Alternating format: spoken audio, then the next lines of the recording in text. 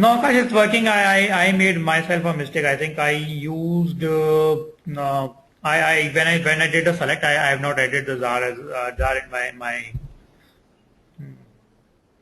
session. So Okay. it's the same thing is perfectly working over here. I'll just show it to you. Give me a minute. I'll show it to you. I think we are making some mistake. We'll look into this. What is the problem which you are? So see, uh, what I did is just try to just check. I think we are making some mistake over there. So if you look over here, what I did is I created a table with the same surname, and before that I added the ZAR, and the ZAR is added. Now I did a select from this table, and it worked perfectly fine. And you were getting some error. Strange. What is the error? And the error is org. Okay. I can understand. Might be the ZAR which I've shared with you that was in binary format, and while over the network that got corrupted. I can share you ZAR in the zip format, and you can try with that. Okay. Might be the jar got corrupted over the email. That might be a problem. Which, or also the file which I emailed to you is not in the Unix format. So if you can do it to Unix, that might also be the problem. I'll by the time I'll just zip this jar and send it to you.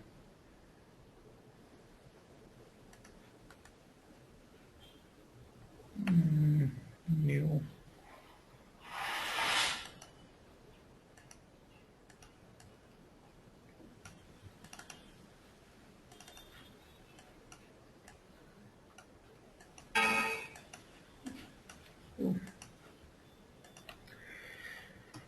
I'll send it to you after the class. If you still face issues, just let me know. We'll look at it after the class, and or in the break time, I'll send you the ZAR in the zip format.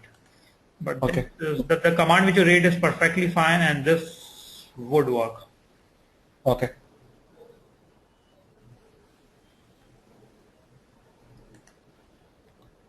So anyone else is trying? Anyone else has any questions before we move on to the pig word? And Akash, I'll share the jar in some time to you in the zip format.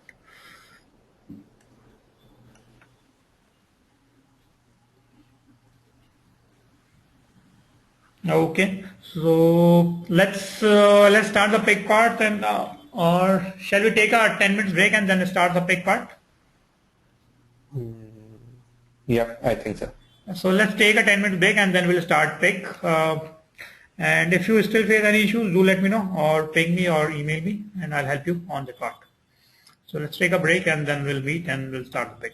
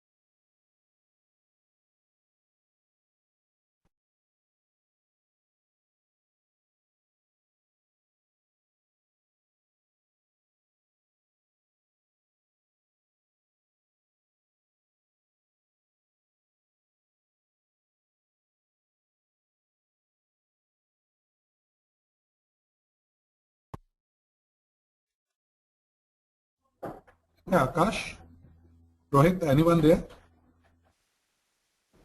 Yeah, I'm here. Hey, quick thing. Are we on break now? I'm here. We are on a break, yes. We are 4 minutes into the break. We still have 6 more minutes. Okay, thank you, buddy.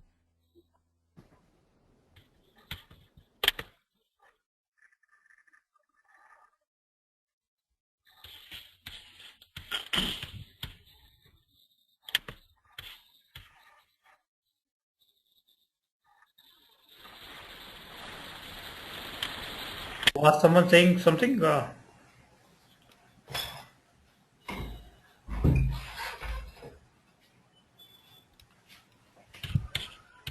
Hey Miraj, can you see my screen? I'm still facing issue actually. I can see that I'm trying the second table which is simpler and Okay.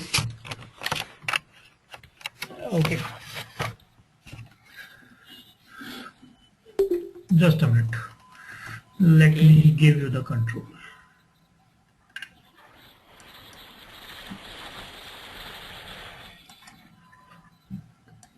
So I have made you the presenter. okay. So if you see, I have this second table returns table. This CSV is correctly Yep. loaded also. Yeah. So when I go to Hive, when I go to tables, I see this table is created, but then it is not loading the data.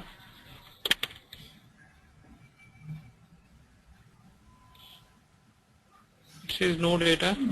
Your table is, I think your table is not pointing. See, your table is not pointing to the correct location. Your file is at some other location. If you go back over there, the file is at some other location. Go to the file where your file is. The file is not at this location.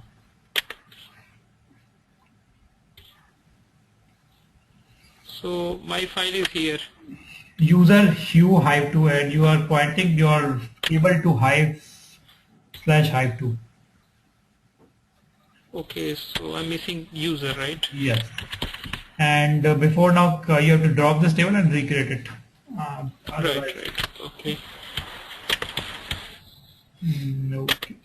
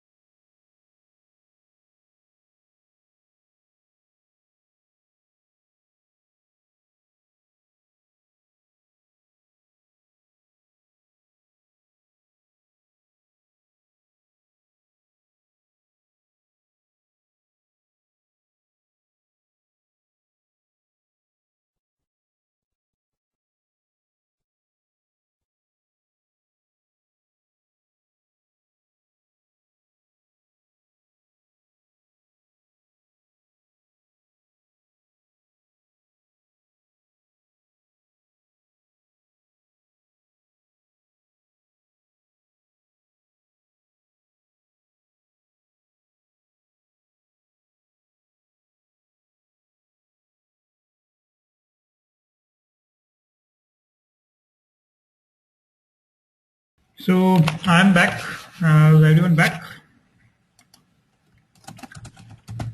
So Rohit, you can try it out. Now you'll be able to see the data. I think your location which you pointed out was wrong. If you still face issues, we can discuss it and we can look at the end of the session. Is that fine? Yeah, sure, Miraj. Please go ahead. Okay. So give me 2 minutes. I'll open the PPT. And Akash, I've also emailed you the zip format ZAR. Just try with that and upload the ZAR in the binary format. Okay.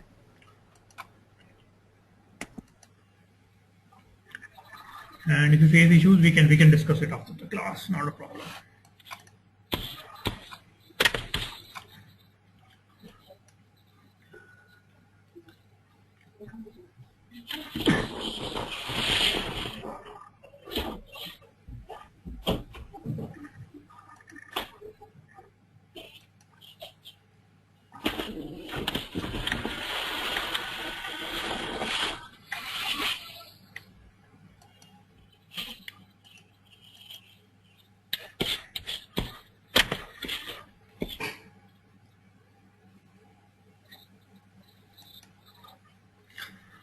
Okay, so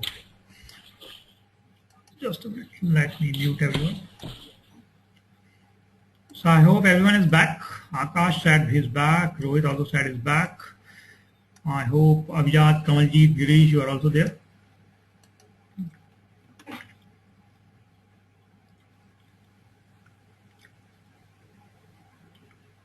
Yes, I am just back. Okay, and Girish and Abhijat.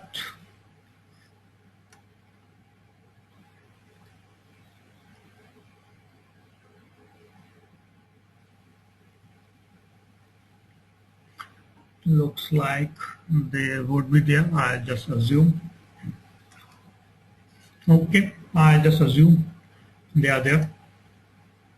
So we just look into our in Hive, by which we can easily process our data and it will create our MapReduce code at the backend. And same way, Pig also helps you to write to basically query your data in a scripting fashion. Hive helps us to query or process our data with the help of SQL kind of syntax. Pig helps us to process our data in the format of a scripting language. So now you have to precisely choose what you want to use to process the data. You can use the native or vanilla flavored MapReduce to process the data. You can write Hive queries to process the data. You can write Pig scripts to process the data. That will depend on your expertise, the kind of data which you are processing. So once you understand, so Abhijat, I think you just arrived. We have just started the Pig part, and I hope okay. So we just started it. So just based on your expertise as well as based on the data which you're processing, you would be using either one of the technologies to process the data in your whole life cycle. You could be using n number of things or n number of technologies to do or come up with a final process data. So Pig was started by Yahoo, and more than 30 to 40% of Yahoo jobs are running on Pig. And Pig gives you features like you can create chains of your MapReduce jobs. You can easily plug in the Java code. I did not talk about the UDF part in Hive. I forgot to do so. I'll talk about the UDF part in Pig, and at that time I'll talk about the UDF part in Hive. And if I forget to tell about that, just recall me. So you can create user-defined functions. So like what we are doing right now, we were doing the count or group by or average kind of thing. But when we require some user-defined functions or we want our business logic need to be applied in Hive queries, we can create our functions, be it in Java or be it in some scripting language, and can pass those functions and use them while processing the data. So we have to just call that as a function from the Hive query, and we can use that function will be invoked on our each and every row of the data. So in Pig also we can create user-defined functions, and also we can do the operations like join or group by what we can do in SQL. As Hive also support some nested data types, we'll look into this, bags, tuples, and all those things.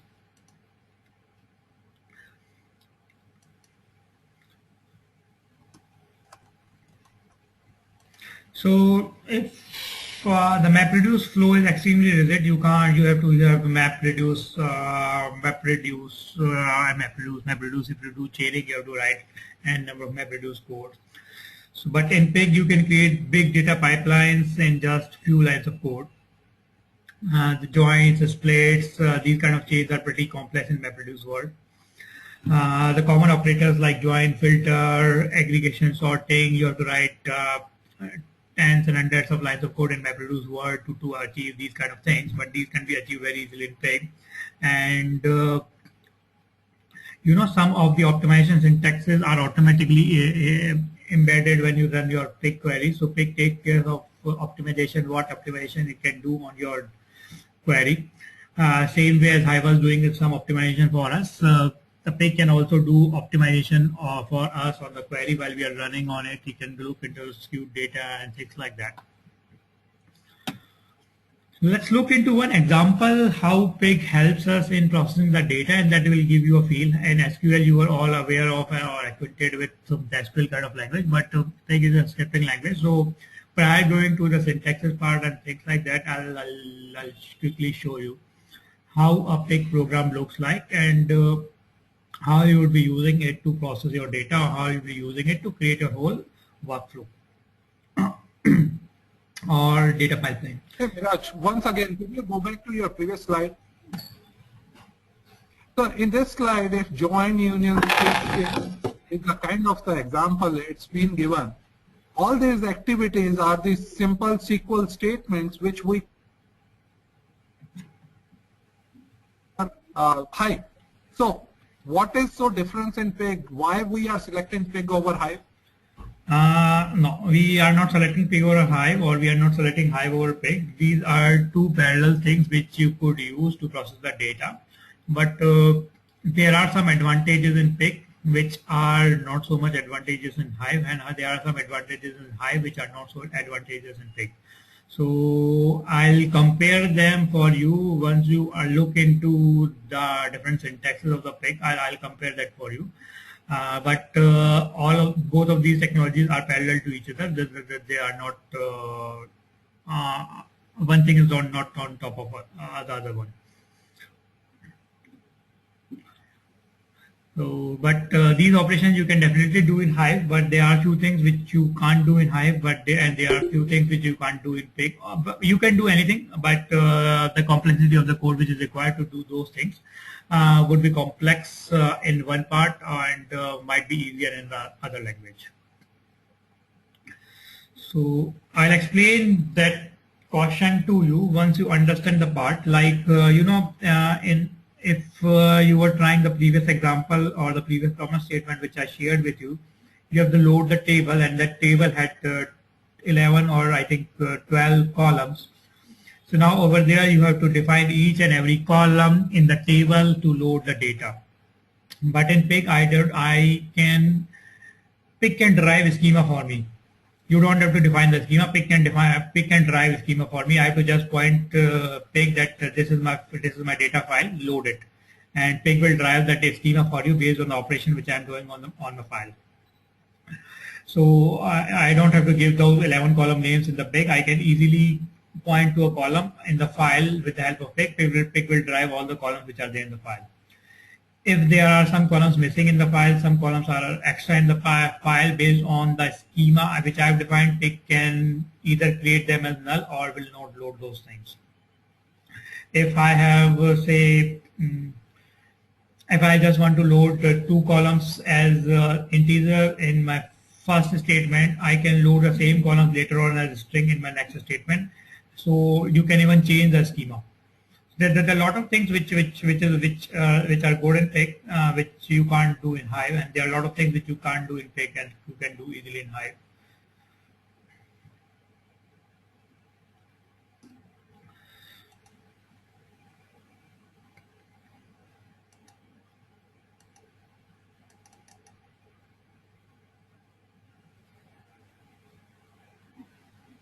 So Akash, that will not matter. This path is for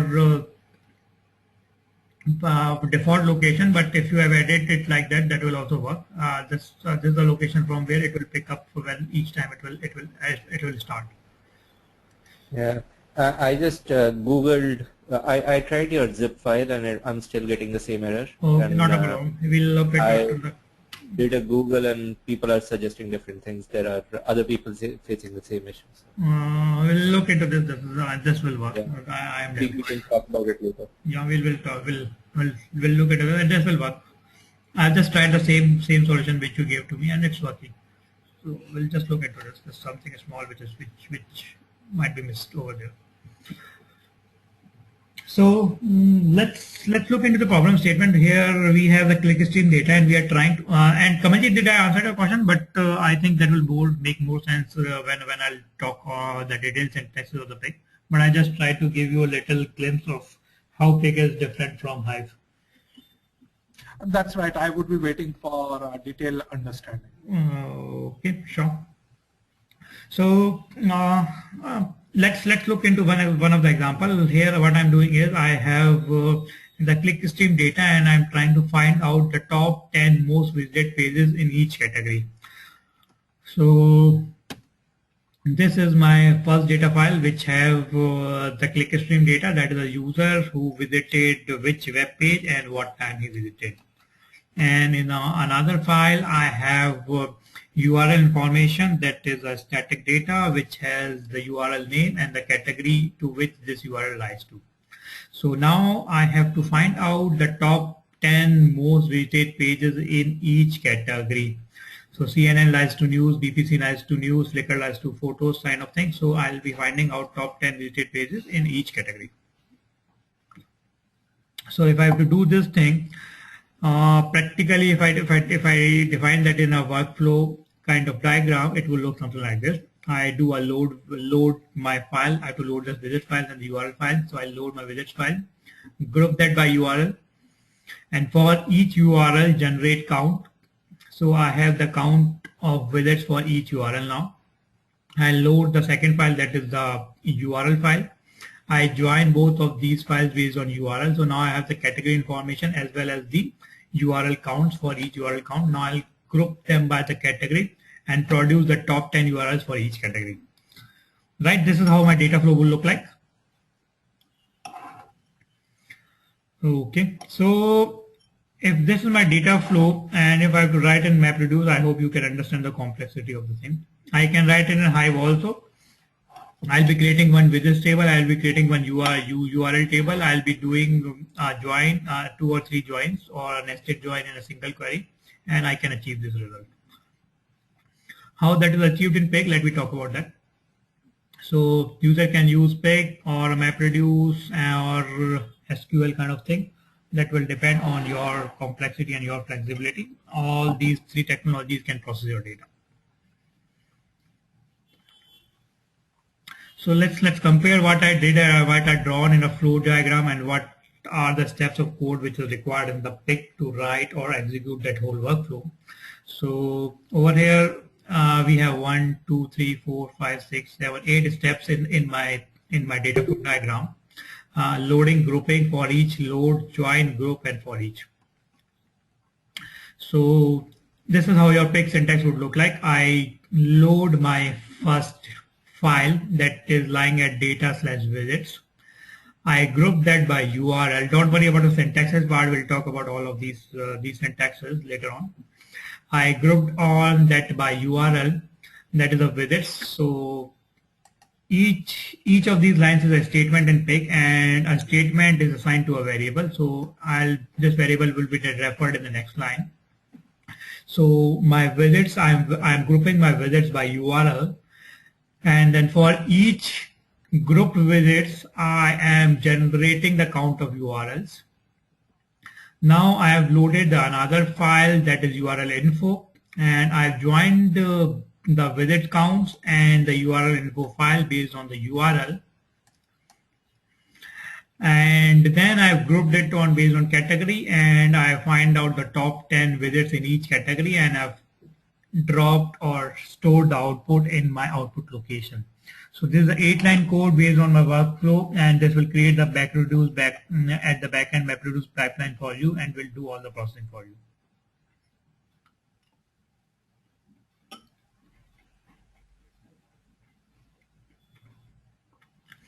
So here we have used some operators which can directly load, sorry,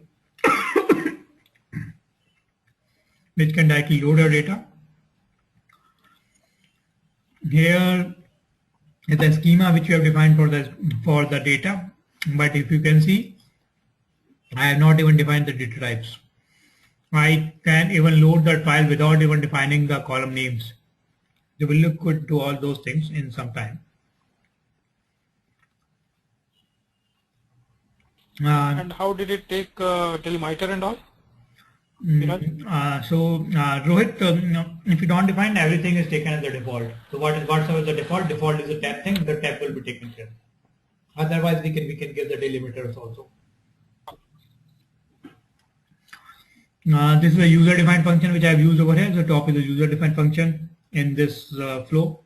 If I have to write a MapReduce code, this is a big MapReduce code which I would be writing. This is a glimpse of a MapReduce code, but 2-3 MapReduce programs which I have to write and do all these complex joining, finding out top 10 or top 100 kind of things, grouping it, all those things. But this could be achieved in 8 or 9 lines of Pig code. So those who are familiar with scripting language, Pig would sound pretty easy for them.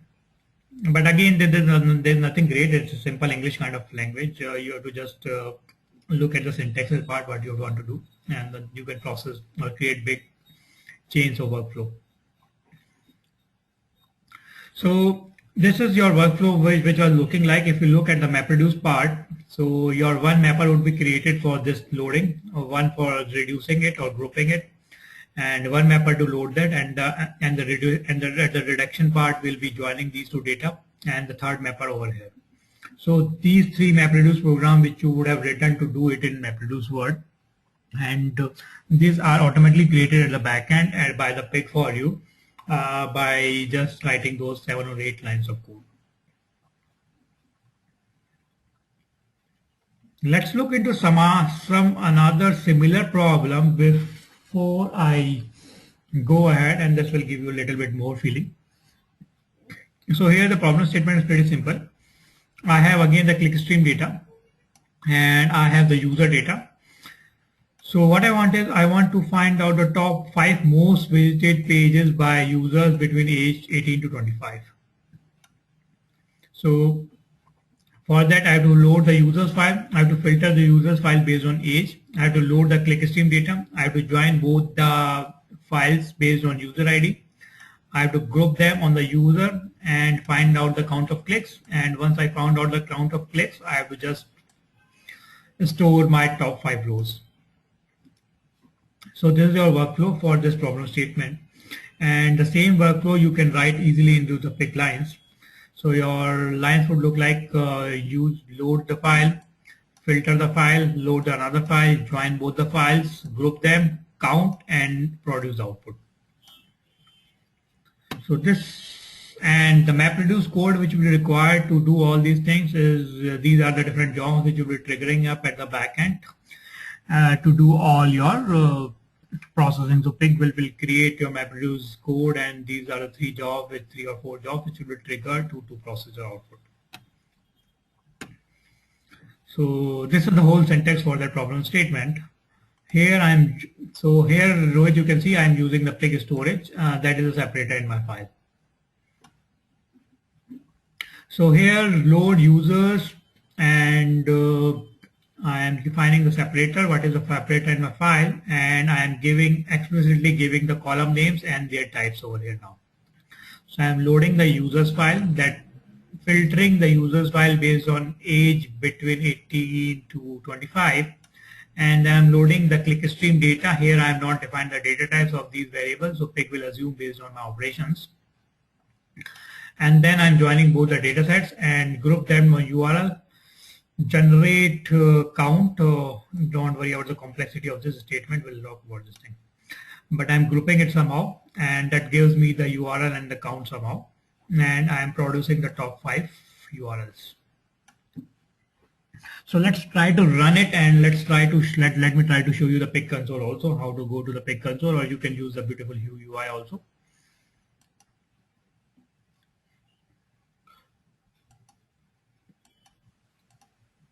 So Miraj, what was your user-defined function here? I mean, all these functions are user-defined, or they are standard Pig libraries? So they are standard Pig libraries. There's a standard Pig library, piggybank.zar, which have most of the functions which you might be using for string operations, or while operating on integers and things like that. But if you want to create your own functions, you can create them. How to create them, I'll show you. Okay.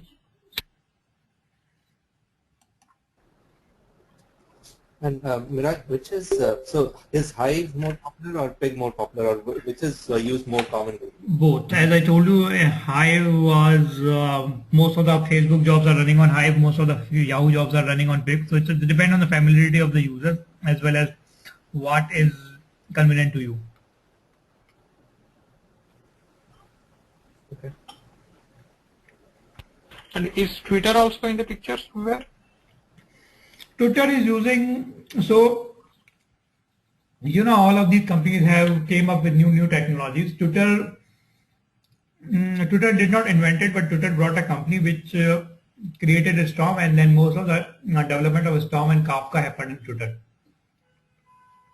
So if you log into Twitter, on the left hand side you see the hot topics. So that was a problem which Twitter was facing. And the topics were so frequently changing that Twitter wanted to show the hot topics on the top. So if Twitter do a bad job like this to find out the hot topics, so the Obama visited India yesterday, and the hot topic of Obama visit to India will be tomorrow. So that cannot happen in this world. So they brought up this company which was developing a Storm, and then some of the development for Storm, later on development of a Storm happened in Twitter. So that is used for real-time processing of your tweets and finding out the hot topics.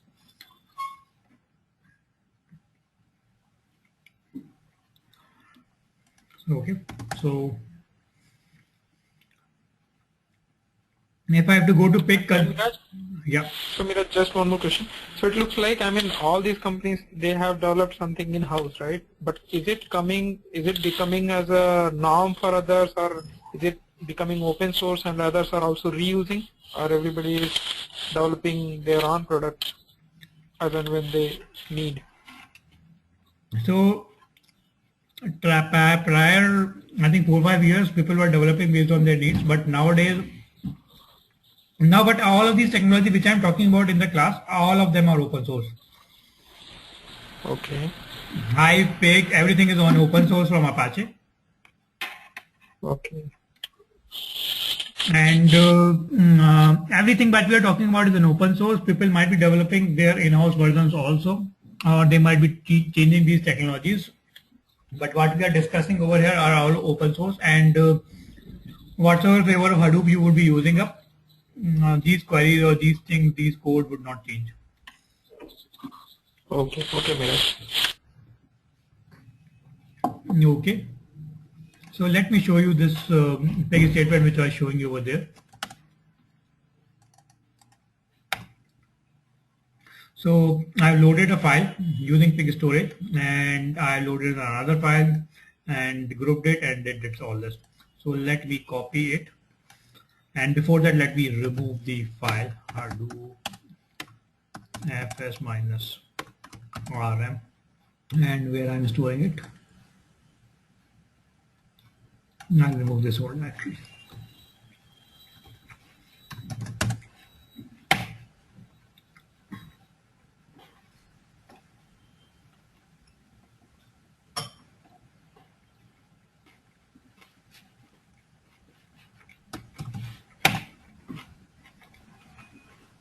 So type Pig and it will take you to the grunt console.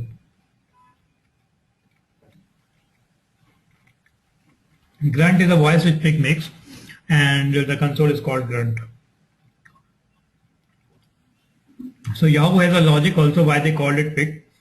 I have a slide on that, and they have given some 4 or 5 explanations why they call it pig.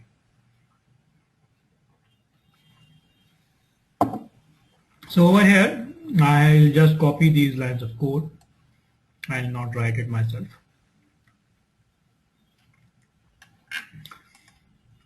So I'm loading the users, and so all my this thing is done. Now I just say store this top 5 to my particular location. So you see before this all the commands just ran by a click of mouse, but the store will take the time, full time. So practically your MapReduce code or the data processing happens when I give the store command to Pig, or I give a dump command to Pig. What is dump? I'll talk about that. So when I say store or dump command to Pig, then only the processing happens. Before that, these are just the variable initialization which Pig does. So, and the real processing or real jobs are created when I say store it. So now the data would be created and processed and when produced on the location which I have given it to Pig. So we'll just wait for a minute or so. Let it run.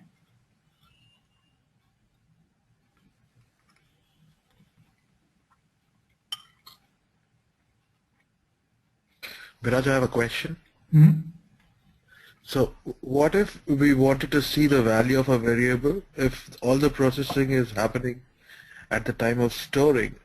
What would happen if I wanted to see value of a variable? Would it show anything? Sure. So there are ways to debug it, or there are ways to look at sample data, or there are ways to look at the variable values, or their name is, or their data types and all those things. I'll just show you. Let it run. I'll show you.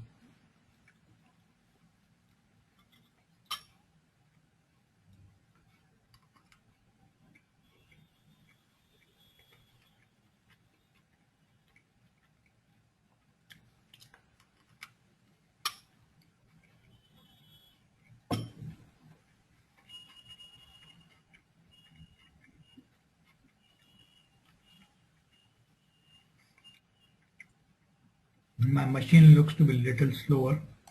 It's running and running.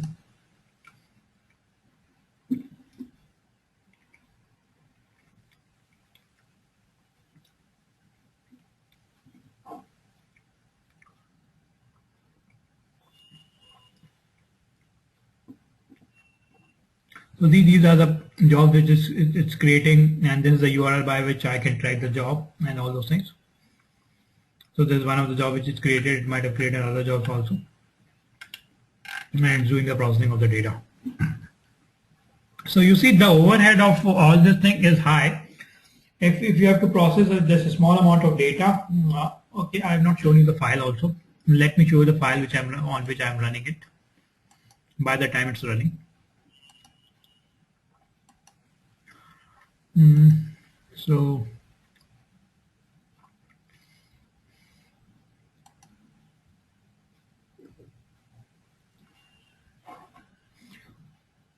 So the overhead of all this, these things give you an edge over traditional database systems and Hadoop work. So now if you can see, I am processing a small amount of data, but it's taking a minute or so for me to process. Because there's an overhead to create your application master and create your job, write your MapReduce code, submit it to application master, then that will interact with your name node and all those things. Resource manager, new resources will be created, initiated, and all those things. So there's an overhead and bookkeeping activity which happens at the back end. And that's the reason I told you that you have to make a decision whether you want to move to the big data world or not. If your data size increases beyond the limit, then only these big data technologies make sense. But for a smaller amount of data, like what I'm running on is a small file, one byte for 1 MB file, on which I'm running it right now. That will take much more time as compared to my traditional database systems. So this is my user file which I have given to this program, username and the age, comma separated, and the clickstream data, the pages. So this is my clickstream data, username and or user ID and the URL. This is a small file, but there's an overhead, I hope you understand. And for smaller data, you will see the results are taking some time, which you don't want to wait to. But if you are running this on gigabytes and terabytes of data, you will see much faster results as compared to other systems.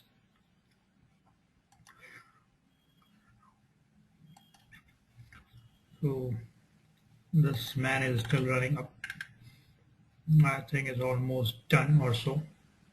So that has created backend the 3 jobs, 3 MapReduce code it has written for me and producing the output, all those outputs and things like that. So I think probably this is the third one which is running. And Abhijat, for your question, we can do an illustrate that will illustrate the variable. We can also do a describe that will describe the variable, and illustrate will also give you the sample output for how your variable would look like, and describe would give just the definition of the variable and the data types in that variable. I just show it to you to make it more sense. I'm just waiting it to run.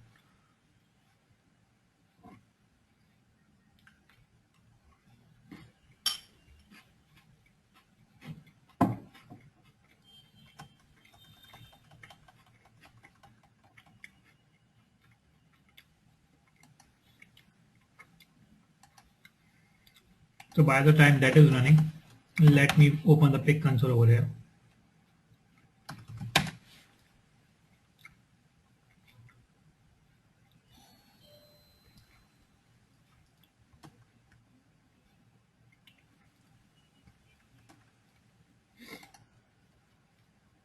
Okay, so I have to load the file. I don't know the file location. Just give me a minute.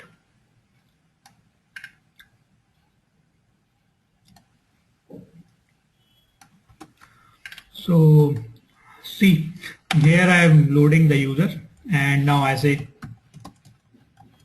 illustrate, and I gave user or what? What I gave? Users. Okay.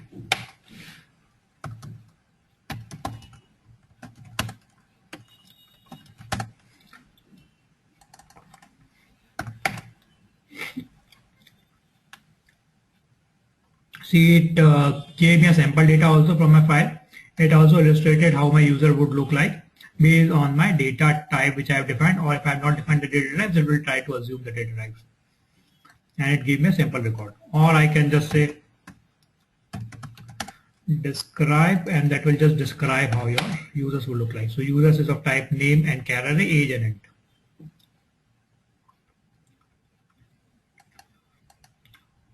Probably that man now would have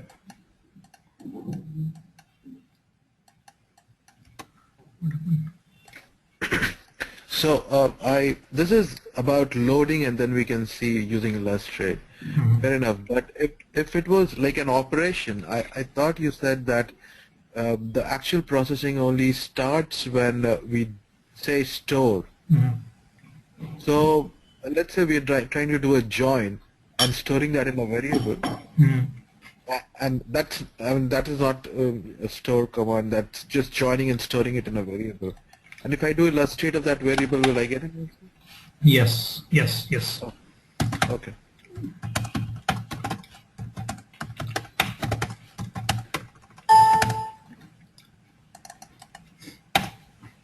So now what was the name? So I say illustrate this grouped one where we had done two, or I say illustrate join where I did join of page and my users data, that is URL and the users data. So I'll just go to the Pig console.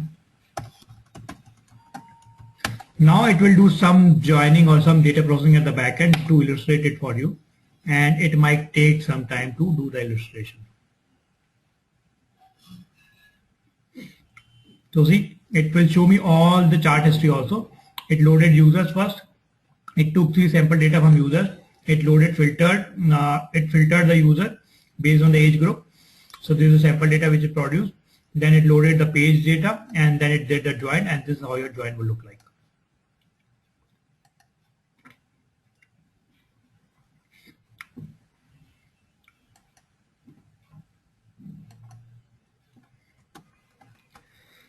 Okay, so okay, the output is there. I'll just show the output. So Pig data output, and there's a file which is created by a reducer, and the top 5 sites with the user count is there. So the top 5 sites have been printed over there. Or I could have used a dump, so that would have dumped on the console itself. But practically you will be using a store on your jobs. So Viraj, what was your illustrate showing, and why was it showing just one record in your join? That is just illustrating. I'm just looking at how my data type is, what my variable is. That is illustrating your variable. Okay, okay. So that's illustrate will if that variable is a derived variable, that will illustrate how that variable has been derived from different variables, and what is the sample data which is taken up to come up to this data which is defined for the illustrated variable.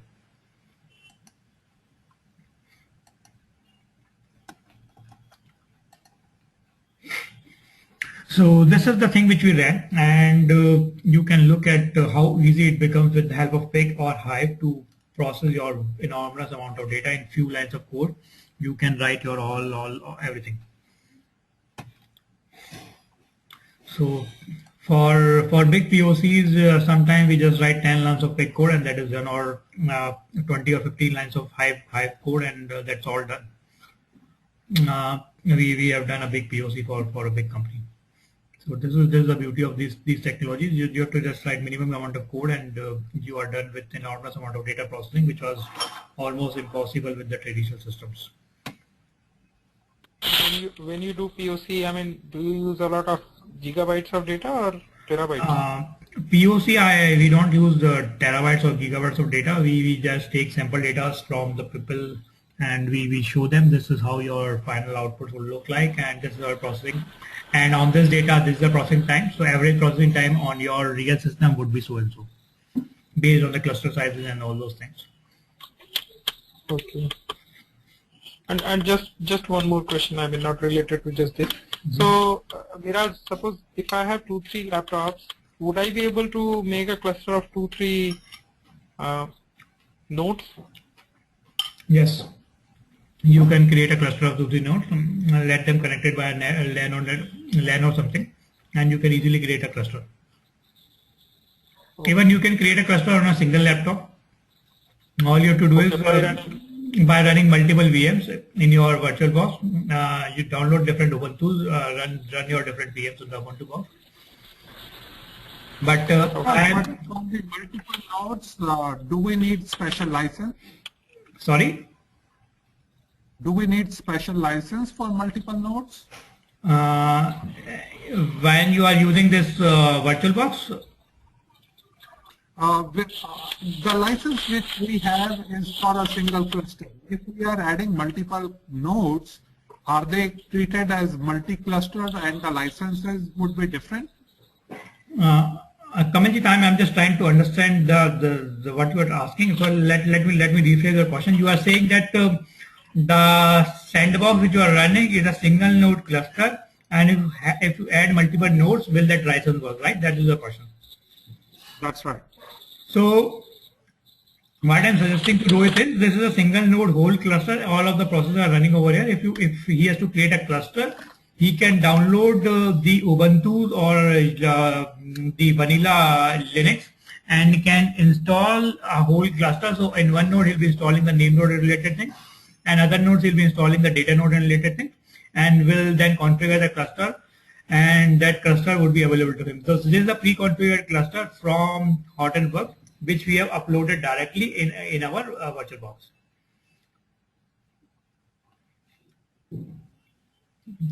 We can't use the same sandboxes. We can't upload, create 3 images of same OV file and can upload them. So they will be running a separate cluster because they have all the processes running over there, and the data nodes would not be having all these processes to be running, and name node would be having the data node kind of processing running.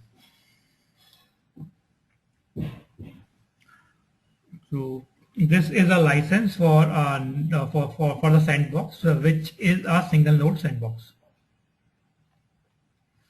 So, but Rohit, I am not the correct person how to help you with the cluster creation. We have separate batches for admin, and there's a new batch for admin which is starting in next I think a week or so.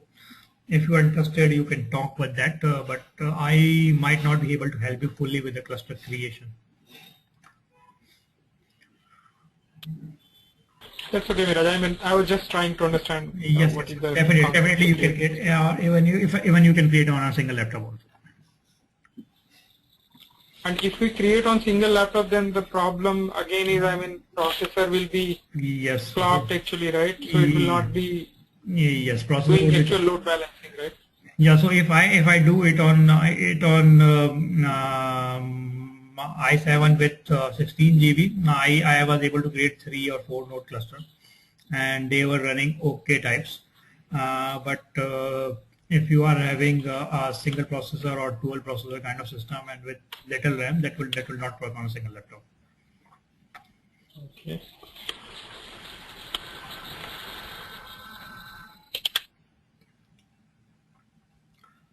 So, or there are, you can create the cluster over the net also. There are a lot of providers who provide you the space. So they don't charge much. For the testing purpose, you can just buy it for 1 month. They don't charge much, $30-50, and you can try creating a cluster over the net also.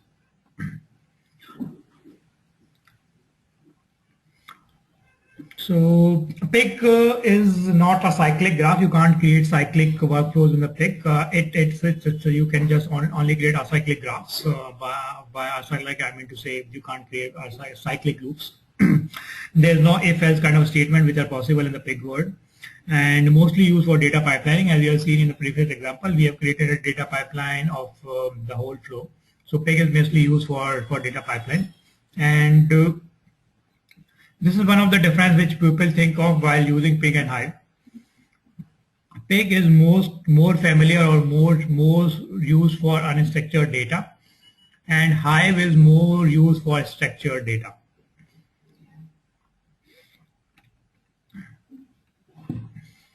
So Pig supports various data types. Pig schema is also supported, as we have seen in the previous example. We can create user-defined function. We have just seen it. We can create the whole data flow, and more control over process. We'll look into this, how the more control is there. So this is a philosophy why Yahoo called it Pig. As Pig can eat anything, this Pig as a technology can process any kind of data, whether it's structured or unstructured or semi-structured. Pig loves to live in, untidy places, or, what do you call that? Kooda kachra. So this Pig as a technology loves to play with your unstructured or, mess of the data. Pig are domestic animal and they can be tamed, and this Pig as a technology can be tweaked, or user have full control to modify the things by defining their UDFs or a number of things, custom data types and all those things. Then Pig flies. Pig can do anything which you think is impossible, and that's the reason that they call it Pig fly. And for these terminology, they called it Pig. Now it's with Apache, open source from Apache.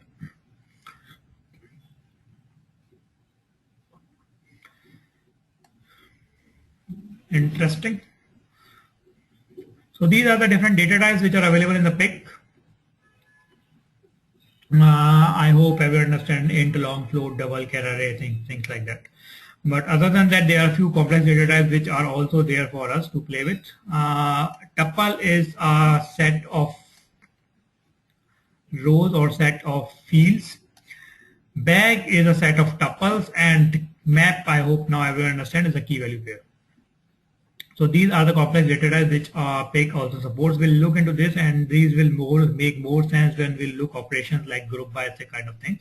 I'll show you. So we'll talk about these complex operators in some time.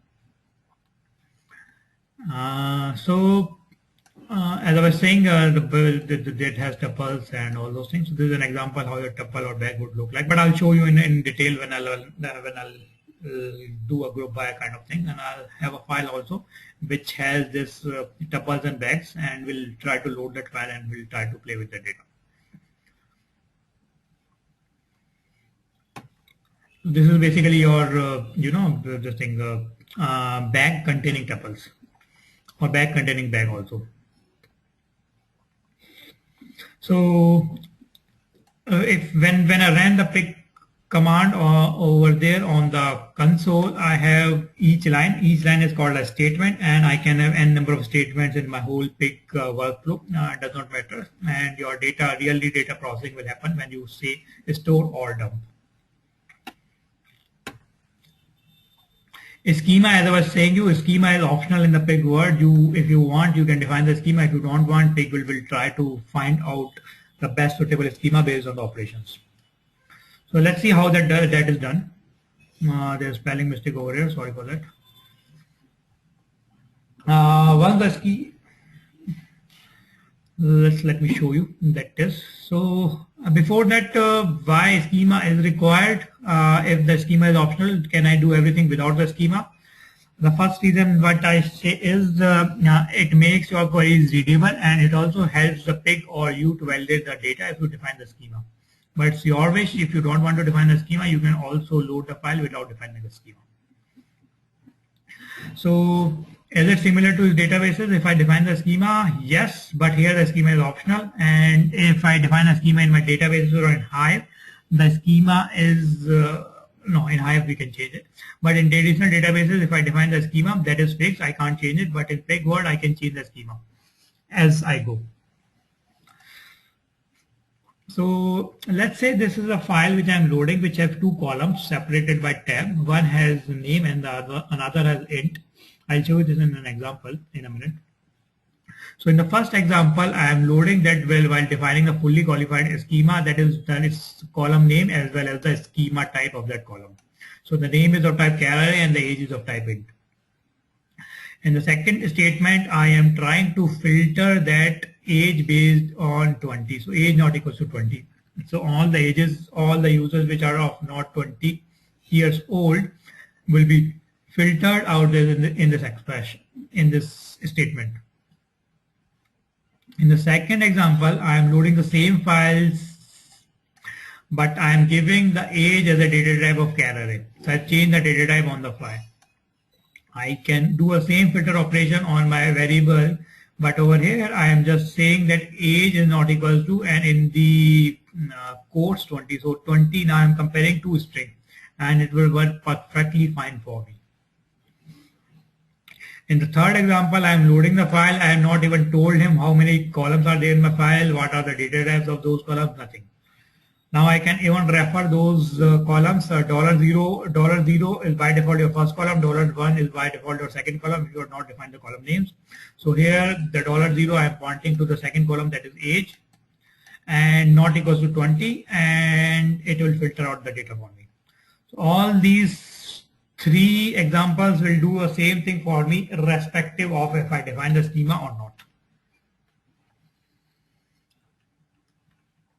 So let me show you over the console, and then I have one more thing, how the schema is basically calculated on the fly. I'll show you that part also.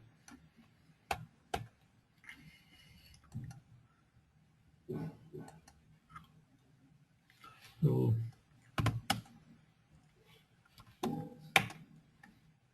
sorry, what I did.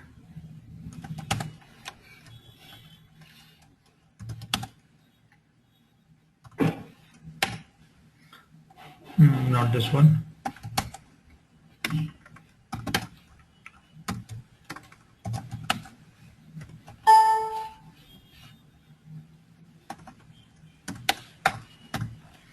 Okay, so I just copy this line rather than typing it. So I just keep them handy so that I don't have to type and don't do mistakes while showing it to you.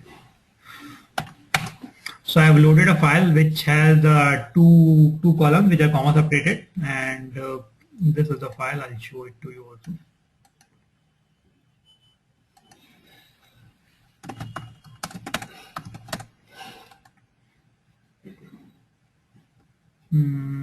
What is the file name? I think this is the file only. This is not the directory, probably.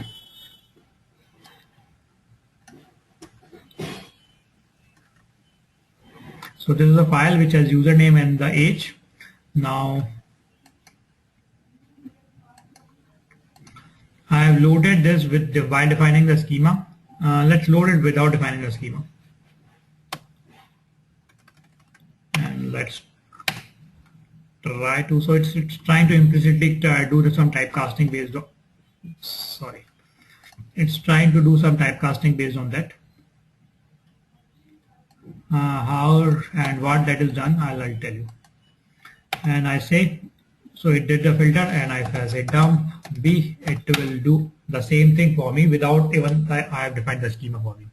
So it will take some time. By that time, let's switch over to the PPT and we'll look into the output when the output is produced on the console. And switching back to the PPT. So this is one of the files where I have NYSE dividends related data, and I have loaded that file by giving the fully qualified schema.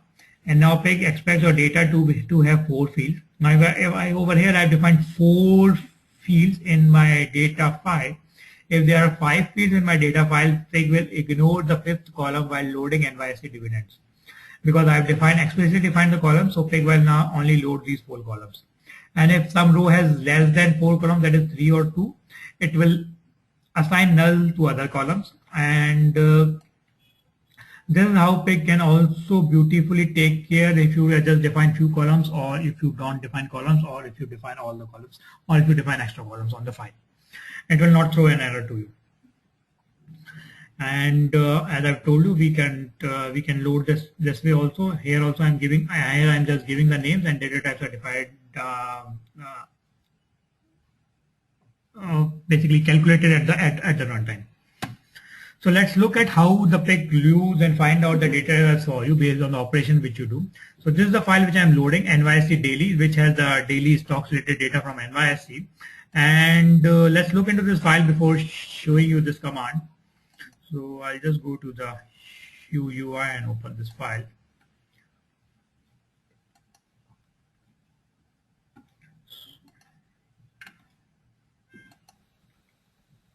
So see here I have the stock, the exchange, stock, date, different prices of the stock, open, close, average, and those kind of prices, volume, and the final closing price of the stock. Now what Pig does is, based on the operation what we do on the file, it tries to figure out what would be the data type of that column. So here I did $7 divided by 1000, that is 8th column divided by 1000. $3 into 100, that is your 4th column into 100.0. Substring $0, that is I am doing some string operation on my 1st column, and I am doing $6 minus $3, that I am doing some subtraction operation on my 7th and 4th column.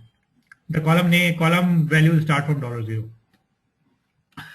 So $7 divided by $0 here, 1000, $7 divided by 1000, basically 1000 is an integer, so Pig will safely guess that your 8th column is integer, and it will try to typecast it to integer before doing this operation.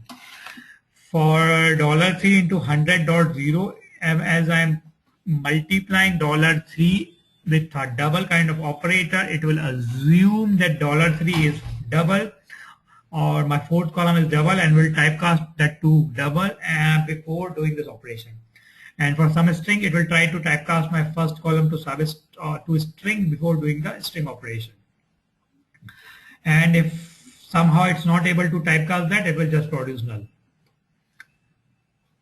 But for $6 minus $3, that could be your integer also, that could be a float also. So here Pig will play safe and will try to typecast it to float, and I hope you understand the reason. Because float could be converted to ints, but vice versa would not be feasible later on. So it will try to typecast that to floating point rather than ints. Miraj, question on the previous slide again.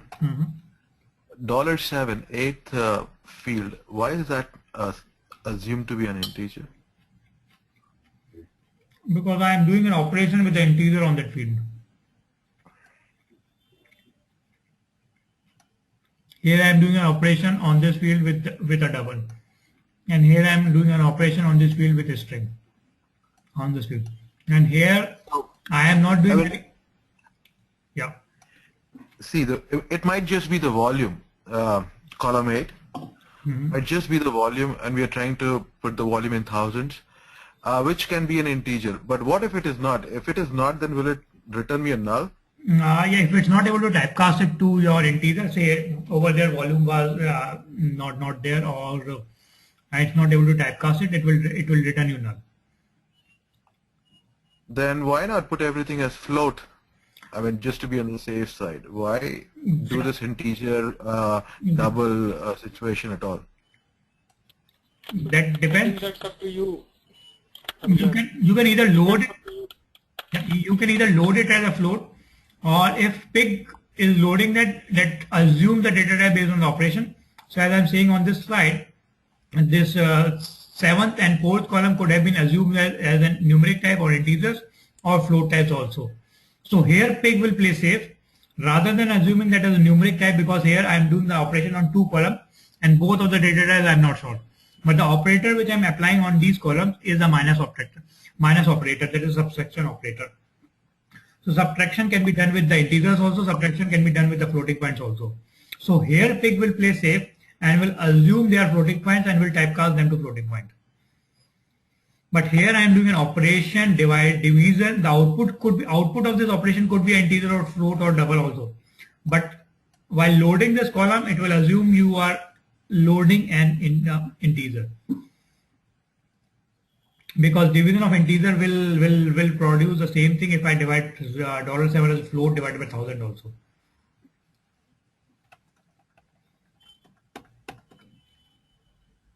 But here again, Pig is not playing safe, Miraj, because I think playing safe there, in sense, if you store decimal values, that is more safer, right? No, but all the numbers cannot be loaded as decimal values. So here, if I am loading something and assuming that is an integer, that Pig will try to load that as your integer only. Okay. It could have loaded that float, but there I am unnecessary. So when you are dealing with enormous amount of data, you have to look at the memory part also. How much memory I'll be wasting up in storing. So I was just showing you that, going to that slide only. So here float is a 32-bit, double is a 64-bit, and I request you to be on mute, please, if you are not speaking. So and long is a 64-bit. So and it is a 32-bit. So based on the operation, it will try to typecast, and as you know, the sizes also changes across the variable, so it will also try to optimize based on the memory as well as the data which you are doing. And if you think that is a float, and you could have just divided that by 1000.0, and that $7 would have been loaded as float or double. And another thing is that when $3 is divided by 100.0, why it is taking this one as a double? Why? Because but it is taking $6 minus $3 as float. This is double. Okay, so. Okay. But even float looks same, right? Yeah, float looks same, but float can be again the least memory type. The float and double are float is less memory as compared to double. So again, it tries to place over there and try to define it as a float rather than integer, so that your decimals are there, and the 32-bit operation.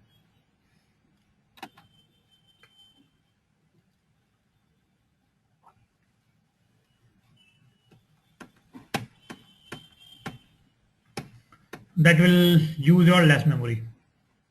So it tries to play on both the sides, on the memory side also, and tries to guess it safely so that that could be typecasted. And there are ways you can look at the output data just to find out if your variables are loaded into a proper format or there are some erroneous data also. So you have to just look for the nulls in the output, and you can easily figure out if there are some erroneous records, or you can filter the output based on nulls, and you can easily filter out the erroneous records.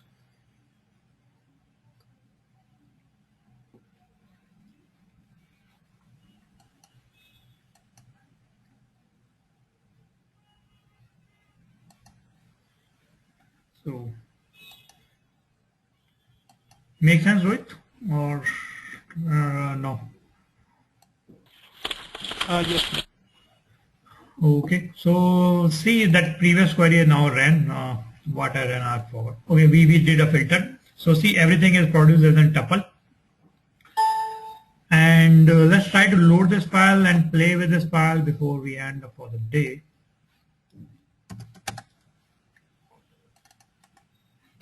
So I am just copying the command to load it in this operation.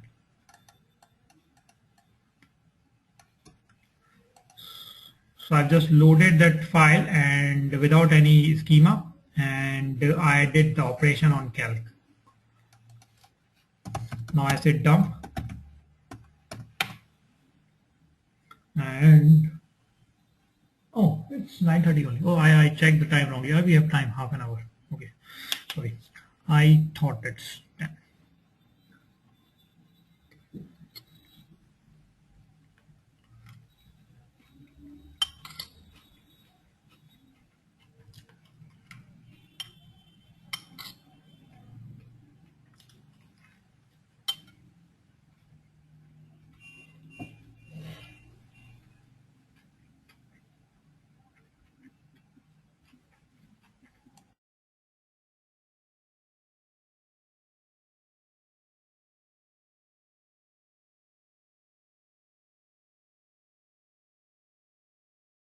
Now you can see that was converted to float. This was a single character which I copied or taken out from my first column. Integer, double.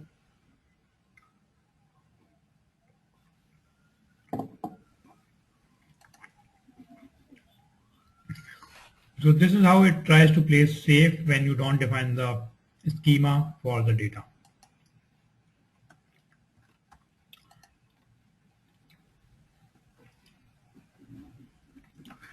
So and how it's try to use it or try to figure out the data type for you.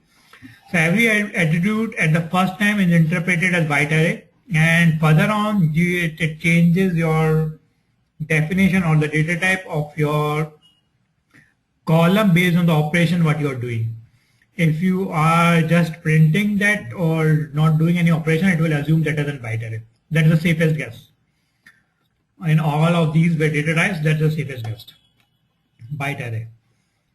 So if you don't do any operation, it will just assume that your column is byte array and it will play with that as a byte array. So first guess it always make for all the columns as byte array, and later on based on the operation which you are doing, it will try to change the data type of your columns.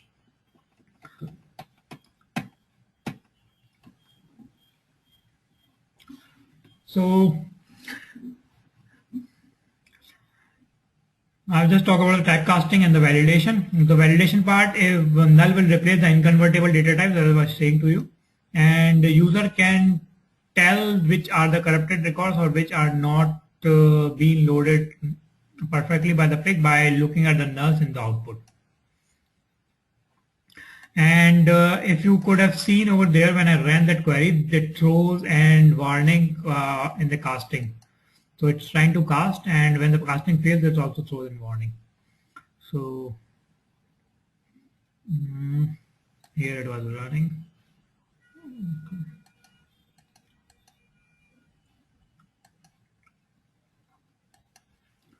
So while I ran this, it shows me the warning whatsoever is trying to type casting.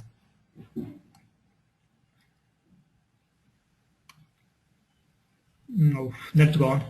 So, but when you run the same query again, it will try to. So it shows the warnings. It's trying to type casting it to those things. So it's trying to type casting that to char array, to int, to double.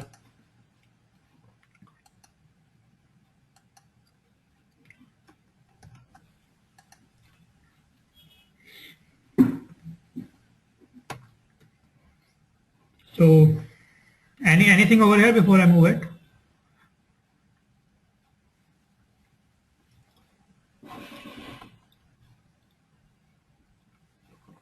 No? Okay.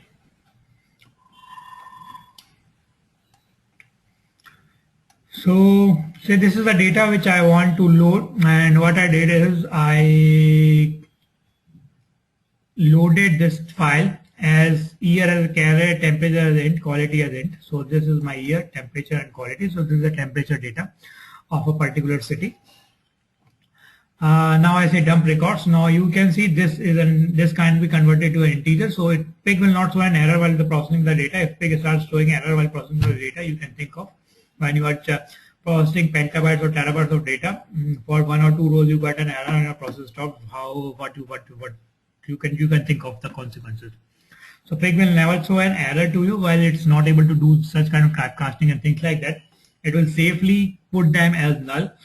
And so you can see over here it's placed as null, and it processes all your data. And I hope you understand why it should not throw an error.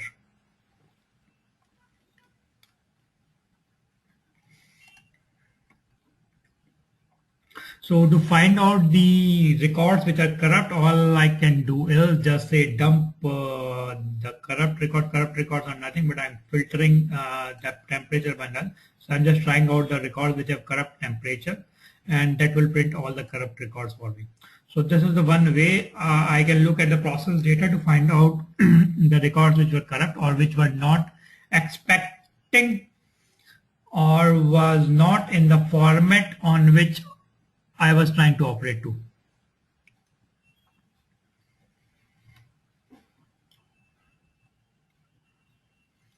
Okay, so yeah, Kavita, corrupt in terms of format means, I mean to say that I am expecting temperature to be integer in my records, but in terabytes or petabytes of record, there could be some records where the temperature might not have been produced by your satellite or something. So satellite have placed it E over here or practically null over here something. So Pig can't convert that to integer. And if Pig can't convert that to integer while processing your data, if it throws an error and stops processing for one record in your petabytes of records, that will not solve the purpose. So it will just try to put that as null if any error is thrown while typecasting, and that error is not that will not stop the Pig to process the further record, and that record is just assumed as null, and the later on processing for that record will be done based on the null value of that record. Okay, thank you. No, I just wanted to ask if this is only detecting format corruptions. Not the format correction. What I'm saying is the operation which I'm doing. So here I am assuming that the temperature is int. If I would have been assuming temperature is in car array, so all of those would have been loaded successfully, and the temperature of this 1950 would have been E.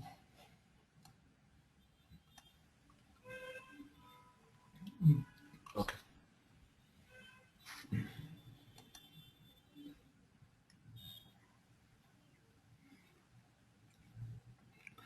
Okay, so now we have the Pig functions which are left. So shall we discuss these things in the next? Viraj, just one question there. Yeah. Viraj, just one question there. Yes. So you said if else and all those if else or cyclical commands are not supported, right? So what do we do when we use this corrupt record basically? I mean, it will just display, right? We can't write any condition when dump corrupt records are there, maybe skip those or do some other processing on that, right? So that is a workflow which you have to create if there are some corrupt records. So say you have to predict the today's temperature, and that depends on last 20 years temperature. Right. So say the calculation or the algorithm which you have to run for predicting the today's temperature at 12 p.m. is you find out the average temperature of last 20 years at 12 p.m. So in that case, while you are averaging the last 20 years temperature, there would be say 5,000 records which are corrupt. So that will not be taken as the average, and you will get an average. So based on the operation or algorithm which you are running on the data, you might be ignoring those records, and as Pig is ignoring that, even if you really want to get that or you have some other logic, then you have to take care of that separately, as I'm showing you over here how I can find the correct records. Okay. So these systems are just the systems which help you to process your data. But for analytics, there are algorithms which are required to do the analytics. So analytics can be done with the systems. You have to write your own algorithms which you will be pushing into this system to generate the analytics. So like and even like Hive, these commands can be integrated into our normal programming languages, right? Normal programming languages. Okay. So you mean like Pig does not support if command, right? But if I'm invoking these commands in my Java code, right, there I can definitely check that corrupt records are there and I have to omit them or do something. So okay, so for that what you can do is I can understand where you are going, but we are mixing two things over here. What Hive, your Hive question was, can I access the Hive tables from outside? So that is a metadata which I was accessing from outside, and I was just interacting with the edge catalog and Hive, and that was saying, I want to look at this metadata, the real data which is represented by this metadata, and I was able to access it. In Pig, I am not creating any metadata, I am directly playing with the data.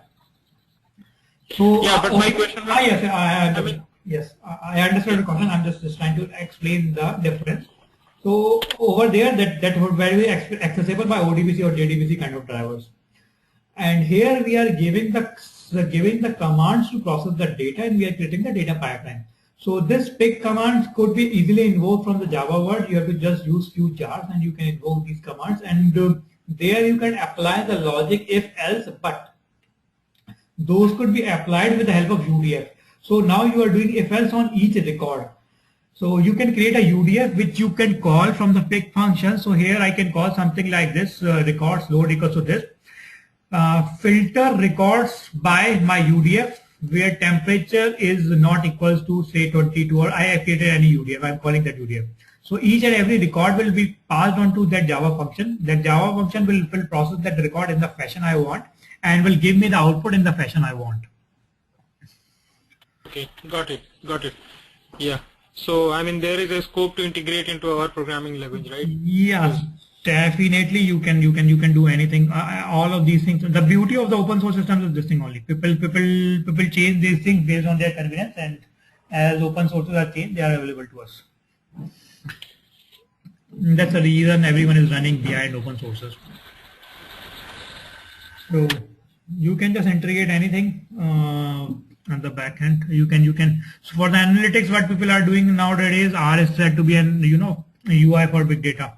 So Hive queries, you can integrate the R script with the Hive query. On the reducer part, I define Hive reducer need to be used as this R script, and so your first you process the data in your inner joins or inner queries, and the output of that query is passed on to the R script, and R script applies the real the logic for kind of bucketing or kind of whatsoever you're doing, clustering or whatsoever you're doing, k-mean or whatsoever you're doing, and that is outputted to your SGFS world.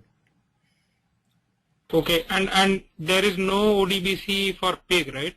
For Hive we have ODBC, but for Pig we don't need a ODBC kind of thing. That is what I'm saying, Rohit. The ODBC is applied on something which you have. In the Pig, we are not having anything. We are directly giving the command to process the data. Okay. In the Hive, we were creating the tables, and those tables could be used anytime. Okay. Here I am not creating anything. I am just defining on the fly, loading the file on the fly, and processing the file on the fly. So that is the difference between Pig and Hive when you will be using Pig and Hive. So if you have a same kind of data coming into your systems and later on also you want to view that data, you might be creating tables on that, and each day you are doing processing on that. But on the fly, that is what. So is it? Yeah. Yeah, go ahead. So is it correct to say that Pig will not generate any objects, right? Instead, it will create only files, right? Not objects. Objects are like it will not create any database objects. It will create just the files, actually, right? If we yes. dump the record, if we Yeah, so the Pig does not store any of the metadata which are these statements talking about. These are just generated. They just generate the Java code at the backend for you, the MapReduce code, do the processing and moves out. But Hive stores all your metadata. Hive stores all your metadata, and that could be later on also used. So for your daily jobs kind of thing or your frequently used data, you will be creating Hive queries rather than Pig script because you want to look into that data again and again. And that's the reason Pig is highly used to mostly used for unstructured data and or data which is the dirty data. At the fly, you do the processing and comes out with some structured or useful data.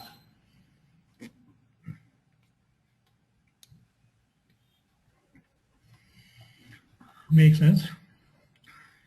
So let's talk about the case sensitivity and other things in the next session. If anyone has any questions over here, otherwise I'll just resolve the queries which Rohit and other people were facing.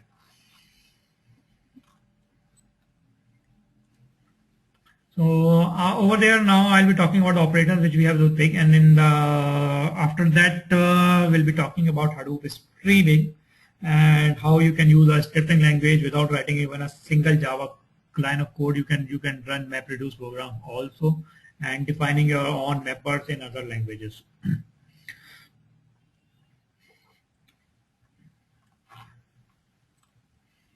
No questions. So today everyone was pretty quiet.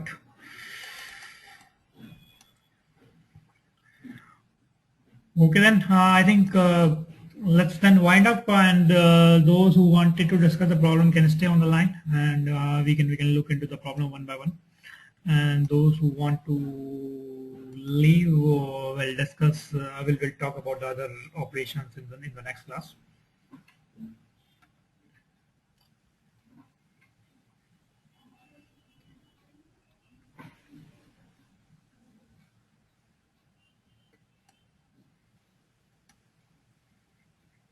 So Raj, I've asked for a recording of this session because I dropped off for about half an hour in the middle because there was no power here. sure. So I've also sent a mail. So I guess you will give me access. Yes, and yeah, the session is recorded. I'll give you the access. I'll give you the access. Hey Miraj, so I would also be requesting for the session. I will be dropping the meeting as of now. We have a cold blizzard over our area. The impact was couple of cars got stuck, so I have to go in between. Okay. To help them out. Sure. So I would drop you a separate note. Even I need some other help, so I would have a discussion, but that's something I could book your time sometime later, so we could chat. Sure. You can. I hope everyone has my number. You can directly buzz me on the number, or you can drop me an email. Sounds good. Thank you. Sure. Okay. Okay then. Thanks for joining the session. I think Rohit, you had some problem, and Akash, I'll look into the problem which you are facing. Okay, thank you then. Thank you. Yeah, bye. Bye-bye.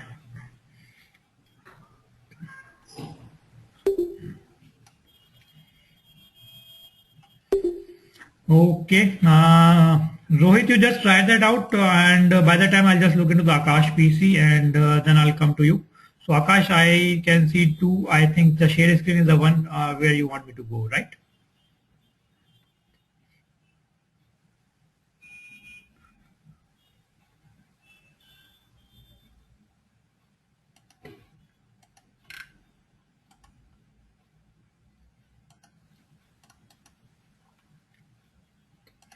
So Akash, I have given you the access or the presenter rights.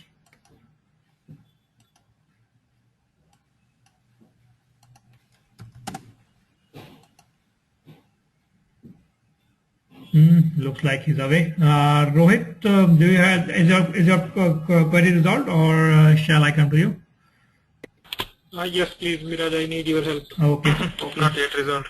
Okay, I think Akash is not there. So Akash, if you are there, just ping me or speak up. I am going to the Rohit. I have given Rohit user access. Okay. Just a second, Miraj. So Miraj, you can see my screen, right? Not till now. Not till now. Okay. Can you see now? Yes, I can see it now. Okay. So I tried. So I have two tables. So this one was simple table returns was with just two columns. So this one got loaded successfully. Okay. So at least I understand what all the steps were involved, and I could do. Okay. I can see. Okay. I can see the data here. So Okay. this is fine. And now I again tried with sales table. Let's see if I have data here.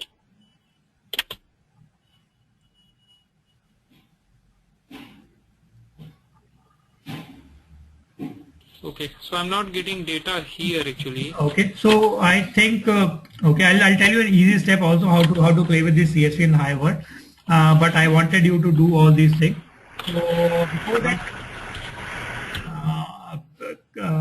so the easier way is I'll just tell you easier way also. If you go to this H catalog. Okay. Where is H catalog? H catalog, the fourth button. H cat here. Okay. And just create a new table from a file. Okay. And before that, choose a database. Choose a database to your. I think you created a new database, right? Yes, I created a new Choose the database and select the file. Browse the file. Choose the file. Choose a CSV file. So I'll just stop the recording.